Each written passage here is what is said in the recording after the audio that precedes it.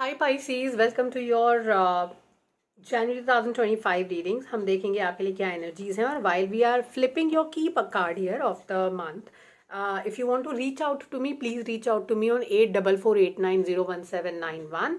आपका card flip कर रहे हैं और कार्ड है सन का। Oh my God, this is a beautiful month, looks like a beautiful time for you, full of brightness, full of energy, new opportunities, new time, new relationships, and the sun is smiling on you.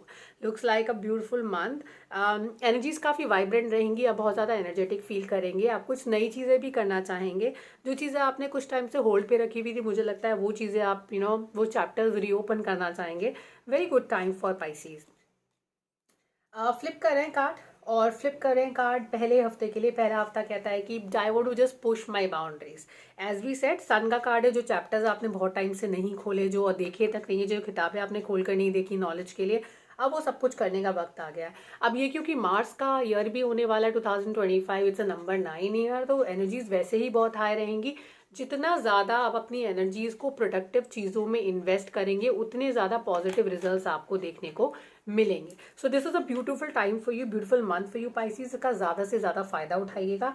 कोई नई opportunity आएगी और fizzle out हो सकती है, तो अगर आप ध्यान नहीं रखेंगे अपने आसपास की चीज़ों पर और अपॉर्चुनिटीज़ पर, कोई और उस अपॉर्चुनिटी को कैच कर लेगा। इनफैक्ट अभी वो आपके हाथ से गई नहीं है, मतलब मिडवे है। ऐसा लगता है कि आ भी जाएगी, नहीं भी आएगी। तो ये वक्त है कि आप अपने कप को वापस अपनी फिश के नीचे लगाइए। And then fish is a card of, fish is a sign of Pisces. What a beautiful coincidence. उसे वापस कैच कर लीजिए, क्योंकि अभी भी आपके पास मौका है अपनी लाइफ को वापस ट्रैक पे लाने का।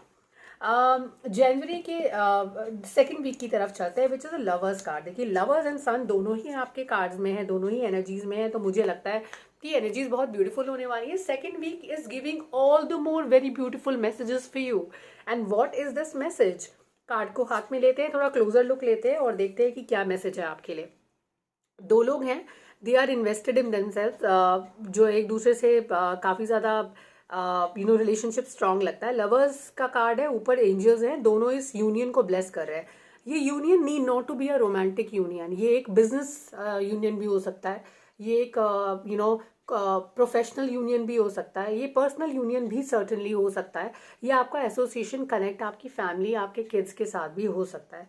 Love has multiple, you can't really relate love with a romantic connection only. It can happen, love has a, you have love towards your parents, you have your love towards your friends. ये कोई भी एक connection हो सकता है। But then ये जो भी यूनियन है जिससे भी आप इस वक्त रिलेट कर पा रहे हैं इस रीडिंग को देखते वक्त, मुझे लगता है उस पर एंजल्स की ब्लेसिंग है। आपको अगर लग रहा है कि फिलहाल आपको चैलेंजेस से गुजर रहे हैं, बहुत ज़्यादा प्रॉब्लम्स हैं जिनको आपको फेस करना पड़ सकता है, देखिए यूनिवर्स आपको अपॉर्चुनिटी दे रही है उस चैलेंज को स्किप करके आगे जाने के लिए। यानी कि आपको लगेगा कि ये चैलेंज है, उस प्रॉब्लम को भी, उस इंसान को भी लगेगा कि वो आपकी लाइफ में कोई बैरियर क्रिएट कर सकते हैं, लेकिन देखिए उनके कंट्रोल में नहीं है, क्योंकि आपके पास जो है वो एंजल्स की ब्लेसिंग है यहाँ पर।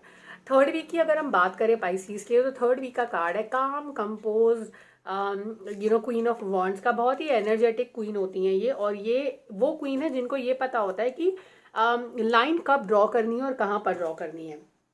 यानी कि इनको डिटर्मिनेशन की सिंबल होती हैं क्वीन ऑफ वॉन्ड्स, ये करेज के सिंबल होती हैं।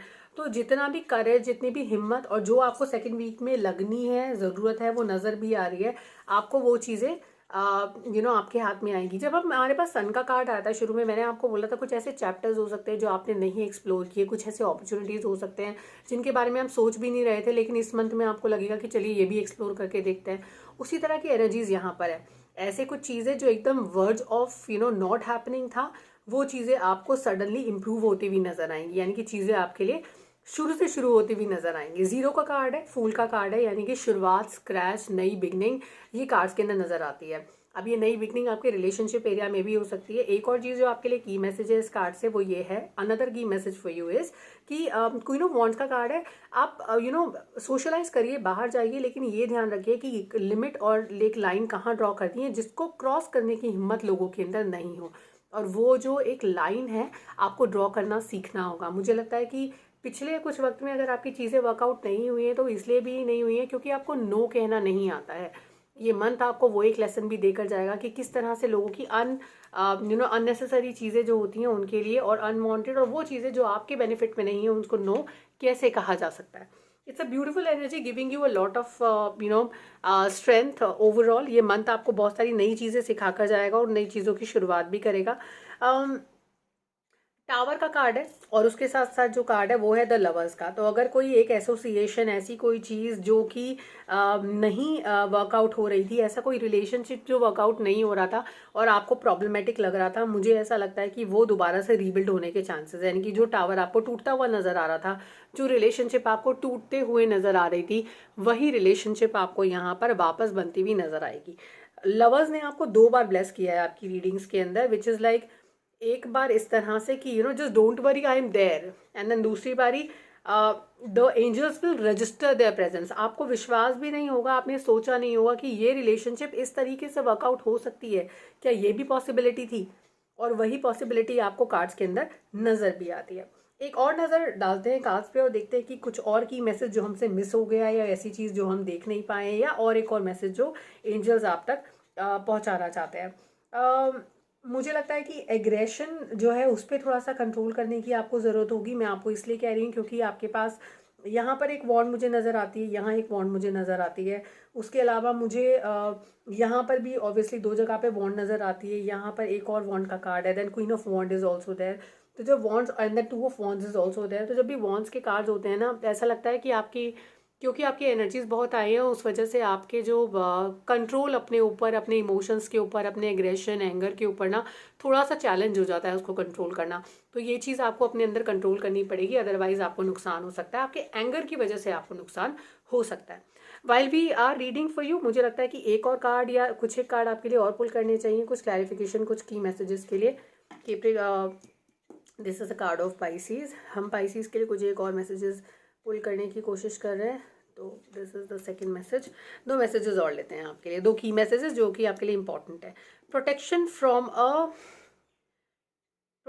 A powerful friend. एक अच्छे दोस्त से आपको मदद मिल रही है, प्रोटेक्शन मिल रही है, बहुत ही मददगार साबित होंगे आपके लिए। और जो दूसरा कार्ड है वो है टाइगर का card, doing something risky, taking a chance. यानी कि इस मंथ में, अब ये कार्ड का प्लेसमेंट ना यहाँ पर आया है, मैं इसे इसी तरह से लेकर चलूंगी कि आपने कभी सोचा नहीं होगा कि ये कंपेनियनशिप, ये यूनियन, ये बिजनेस डील ये काम करेगी, लेकिन सडनली वो काम कर रही है। वो किस वजह से काम कर रही है?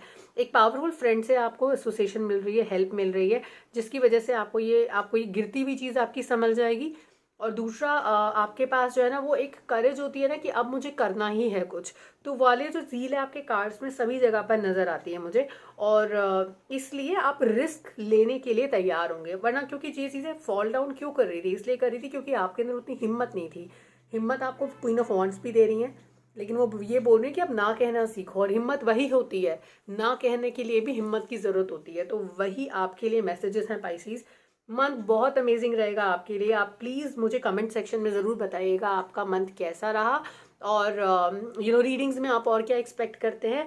उसके अलावा हम फिर से मिलेंगे फरवरी 2025 के रीडिंग्स के साथ। तब तक अपना ध्यान रखिए, आपका बर्थडे मंथ भी बहुत बहुत क्लोज है, आने ही वाला है। तो हम फिर से मिलेंगे। Thank you, bye bye.